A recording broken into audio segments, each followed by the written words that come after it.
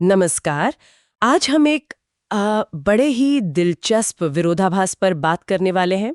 सोचिए, एक योगी भस्म रमाए, गले में सांप, बाघ की खाल पहने, नंगे पांव घूमते हुए, और दूसरी तरफ उन्हीं को कहा जाता है देवों के देव, यहाँ तक कि बादशाहों का बादशाह। ये कैसे हो सकता है? बिल्कुल, और यही सवाल है जो हमारे आज के स्रोत के एकदम केंद्र में है। देखिए, ये कोई सोने चांदी या राजपाट वाली बादशाही नहीं है जिसकी बात हो रही है। ये एक बिल्कुल अलग तरह की सत्ता है जिसका प्रतीक महादेव को माना गया है। तो स्रोत इसी पहेली को समझने की कोशिश करता है कि शिव की इस बादशाही का असली मतलब आखिर है क्या। हाँ, तो चलिए फिर इसी अनोखी बादशाही की कहानी में थोड़ा गहरे उतरते हैं। स्रोत की शुरुआत ही बड़ी ध्यान खींचने वाली है। जैसे आपने कहा भी था, वो नंगे पांव चलते हैं पर सारे लोग उनके चरणों में झुकते हैं। कमाल की पंक्ति है। तो कहानी शुरू कहाँ से होती है? देवताओं से। जी, कहानी शुरू होती है देवताओं के बीच हुई एक, कह सकते हैं, बहस से। स्रोत बताता है कि एक मौका था जब इंद्र, वरुण, कुबेर, ये सब देवता अपनी अपनी श्रेष्ठता साबित करने में लगे थे। कोई अपने ऐरावत हाथी का जिक्र कर रहा था, कोई इंद्रपुरी के वैभव का, अच्छा। कोई अपने पाश और समुद्र पर अपने अधिकार का गुणगान कर रहा था। और कुबेर तो जाहिर अपने धन और खजाने के दम पर खुद को सबसे बड़ा बता रहे थे। मतलब सब बाहरी चीजों में शानो शौकत में ही उलझे थे। हाँ, समझ रही हूँ। तो सब अपनी अपनी संपत्ति या पावर के हिसाब से खुद को बादशाह समझ रहे थे। फिर इस बहस का क्या हुआ? वहीं पर उसी समय नारद मुनि पहुंचते हैं। ओहो। और वो एक बहुत बहुत गहरी बात कहते हैं, एक सूत्र देते हैं। समझिए, वो कहते हैं, देखो भाई, असली बादशाह या सम्राट वो नहीं जिसके पास बहुत कुछ है, बल्कि वो है जिसे किसी चीज की इच्छा ही नहीं है, जिसके पास सब कुछ हो या ना हो, पर जिसे किसी चीज का मोह नहीं। यहां पर अनासक्ति मतलब डिटैचमेंट, उसी को असली ऐश्वर्य, असली बादशाही का आधार बताया गया है। अरे वाह, ये तो पूरी परिभाषा ही बदल गई। मतलब इच्छाओं का ना होना ही सबसे बड़ी अमीरी है, सबसे बड़ी ताकत। ये तो बहुत क्रांतिकारी विचार है। तो फिर इस परिभाषा पर खरा कौन उतरा? महादेव। बिल्कुल सही। और जैसे ही नारद मुनि ने ये कहा, तो स्वाभाविक था सबकी नजरें महादेव पर ही गईं।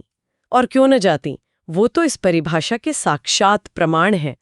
सोचिए, उनका वास कहाँ है? कोई महल नहीं, कैलाश पर्वत की बर्फीली गुफाएं। हाँ। कोई सिंहासन नहीं, आभूषण क्या पहने हैं? गले में सर्प, कपड़े बाघ की खाल या हाथी की खाल, सवारी नंदी बैल, और भोजन वो तो बस भक्तों की भक्ति से ही तृप्त हो जाते हैं।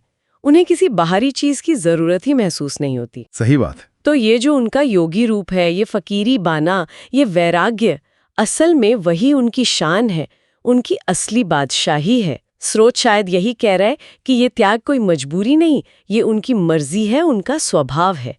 ये सोचना ही कितना अलग है कि जिसके पास दुनिया की नजर में कुछ नहीं, वही असल में सबका स्वामी है। बिल्कुल। और स्रोत ये भी साफ करता है कि ये जो अनासक्ति है, ये त्याग है। इसका मतलब कमजोरी या शक्तिहीनता बिल्कुल भी नहीं है। देखिए, महादेव का एक रूप भोला भंडारी का है, जो आसानी से प्रसन्न हो जाते हैं। तो दूसरा रुद्र का भी है, प्रलयंकारी रूप, जब सृष्टि पर कोई संकट आता है या अधर्म बहुत बढ़ जाता है। तो यही अनासक्ति योगी शिव, यही महादेव भयंकर तांडव भी करते हैं।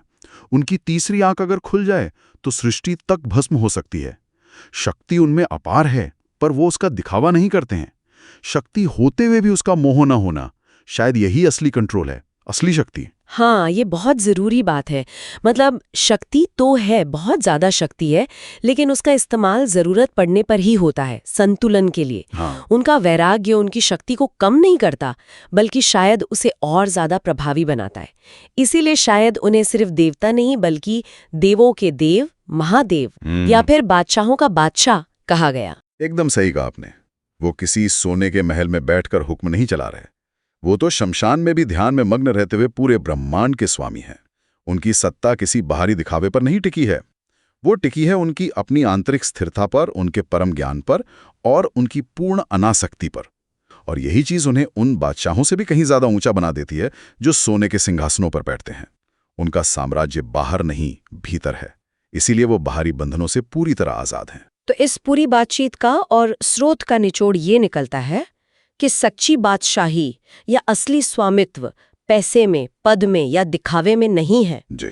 स्रोत के हिसाब से ये तो पूरी तरह से अनासक्त होने में है, अपने भीतर संतुलन पाने में है और उस परम शक्ति में है जिसका प्रतीक महादेव है।